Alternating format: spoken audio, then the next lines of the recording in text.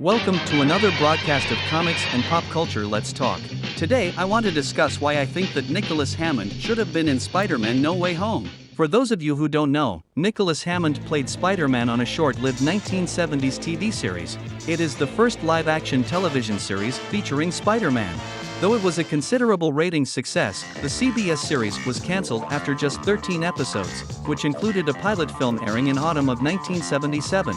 Despite its storylines being set in New York City, the series was mostly filmed in Los Angeles. The pilot garnered a 17.8 rating with a 30-share CBS highest rating for the entire year.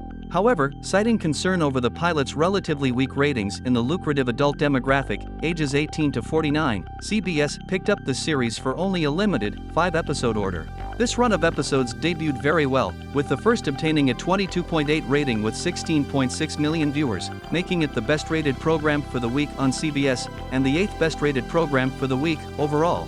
The series ended up being the 19th highest-rated show of the entire season, but CBS was reluctant to commit to giving the show a regular fixed time slot for the 1978-79 season, as the series was expensive to produce and continued to underperform with older audiences. So it was cancelled.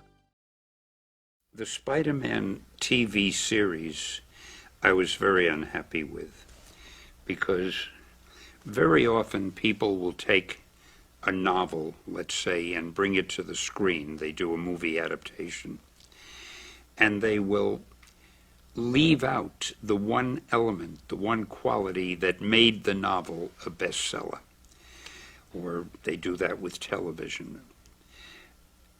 With Spider-Man, I felt that the people who did the live-action series left out the very elements that made the comic book popular. They left out the humor, they left out the human interest and playing up the personality and characterizations and personal problems.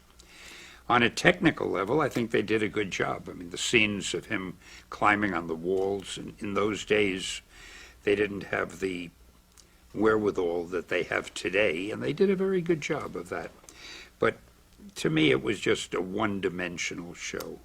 Spider-Man No Way Home featured all three Spider-Mans from the recent run of Spider-Man movies: Tobey Maguire, Andrew Garfield, and Tom Holland. Its setup is that there are many universes, a concept that Marvel visited with their What If series, which asked what would have happened if things worked differently. In this reality, they have, through Doctor Strange's powers, crossed over to face their worst villains from the past who have been resurrected. I don't think it's fair that they left out Nicholas Hammond, who was the first live-action portrayal of the character. There was talk of putting him in the film in a cameo as a cab driver, but this would have been wrong. Look how that went over with Dan Aykroyd in the 2016 Ghostbusters. No, it's important. Don't you see what's happening? Look, I don't go to Chinatown, I don't drive Wacos, and I ain't afraid of no ghosts. What? No. The role he should have played would have been as an aged Peter Parker, the wizened sage, the mentor, the Obi-Wan Kenobi of Spider-Mans, if you will. There are millions of people out there that love this character, that follow the adventures of Peter Parker and Spider-Man.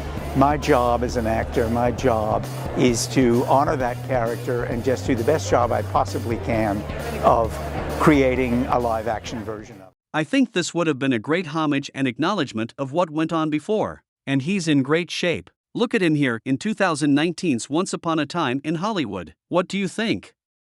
Should Nicholas Hammond have had a decent role in Spider-Man No Way Home? Should they forget what went on before? If they do another one like that, I hope they remember him and pay homage to his version of the character. I would be completely open to it. I think it would be wonderful for the fans. I know, because of the feedback I get online, that many of them, thousands of them, if not more, would be thrilled to see all of us on screen together, including the creator of the role, which was me. Please like this video, and, if you love comics and pop culture, subscribe to my channel. Check the links below for Carl Vincent Vampire Hunter merchandise, and until next time, this is Andrew in for Kevin Given saying live long and prosper. May the force be with you and keep reaching for the stars.